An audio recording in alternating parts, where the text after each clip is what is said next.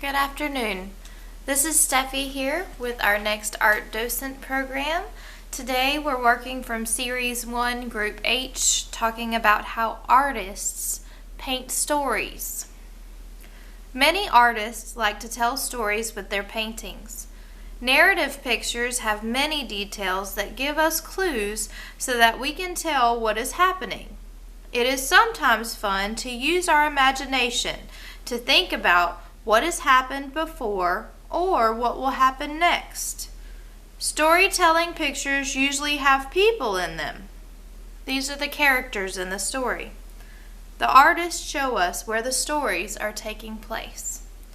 So this first painting is actually by Veronese, who lived from 1528 to 1588.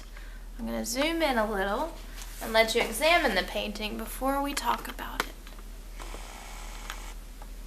Very bright colors.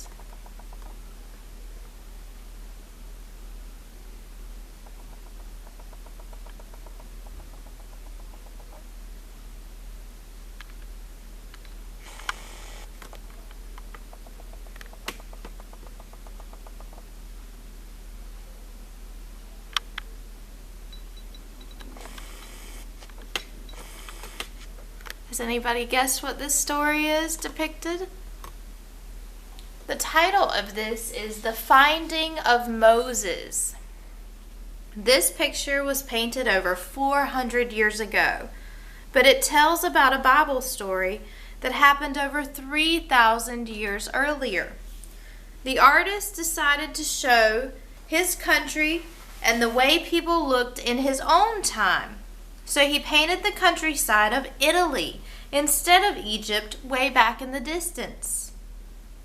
Can you see the very finely dressed woman? We can tell by her clothing that she must be very important and very rich. Her attendants are a page, a dwarf, and some ladies in waiting.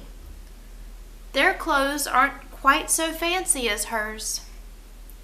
According to the story in the Old Testament, the Pharaoh's daughter and her servants were walking one day and suddenly found something that surprised them very much. It was a tiny baby boy floating in a basket in the river. The baby had been placed there by his mother because she wanted to protect him from being killed. The new Pharaoh was afraid that the Jewish people would overpower him, and so he made an order that all Hebrew boy babies should be killed, and only little girls could live. The Jewish people were captives in his land, but one of the Jewish women made a small basket and put her child in it and hid it in tall green grasses at the side of the river. The baby's sister hid nearby and was watching when the Pharaoh's daughter found little Moses. She offered to find a nurse to take care of the child for her. Guess who the nurse was? It was the baby's own mother. The princess named him Moses because that meant saved, and she had saved the infant from death. Moses grew up to be an important leader of his people and freed the Jewish people from slavery in Egypt. This artist was called Veronese because he came from Verona, some distance west of Venice in Italy. He is called a Mannerist painter and often emphasized the beauty of marble, gold, textiles, and other elegant materials. He was skilled at using perspective to create startling effects. He was so skilled at foreshortening that he had no trouble showing figures in all sorts of locations and positions. Foreshortening means to show objects projected towards the viewer. Note the manner in which he painted the infant Moses. We'll take one more zoom in before moving to our next work. There's Moses down on the left corner, and the finely dressed woman.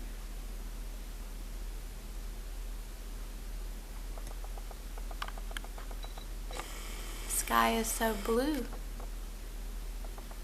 So there's our first artist who painted a story. Next, we're going to travel over to the left here. Has anyone ever seen this print here? We've definitely discussed some of the work by these artists. It's two artists, Nathaniel Currier, who lived from 1813 to 1888, and James Ives, who lived from 1824 to 1895. And this work is called Life of a Hunter, a Tight Fix. What we see here is a man fighting off a bear. That may come into play here at Woodland Terrace in June as we are facing the longest day on June 19th.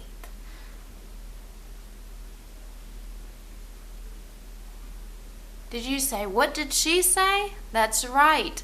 In June, we will be fighting Alzheimer's and dementia, and that is quite a bear. So what do you do when you try to combat a bear? You make yourself bigger and louder than the bear. So sign up with us in Wellness to make some noise for the longest day on June 19th. Next, we're going to talk about Currier and Ives, Life of a Hunter, a Tight Fix. What has just happened in the snowy forest? What is happening now? What do you think will happen next? The bear is huge in this painting. He stands on his hind legs with his front legs raised up. His teeth are bared, and he is ready to pounce on the hunter. The hunter and bear are in the center of the picture, and the hunter wears a red shirt to attract our eyes. The bear has been wounded, and blood streams down his fur.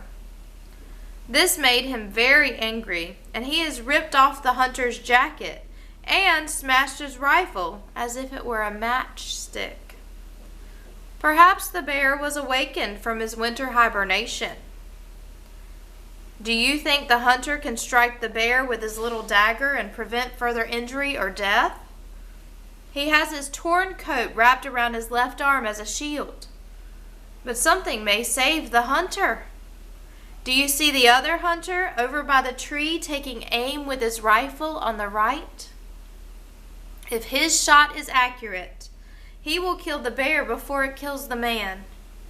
We see a lot of snow on the ground and in the trees in the background. Look how the snow-covered branches in the foreground point to the action. The artist who actually made this picture was A.F. Tate, T-A-I-T.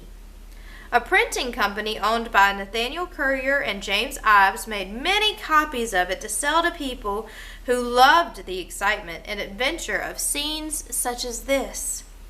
Because of Currier and Ives' prints, we know a great deal about different scenes and slices of American life in the latter part of the 1800s. Life of a Hunter, a Tight Fix. Well, we hope you've enjoyed today's Art Docent program, Artists Paint Stories.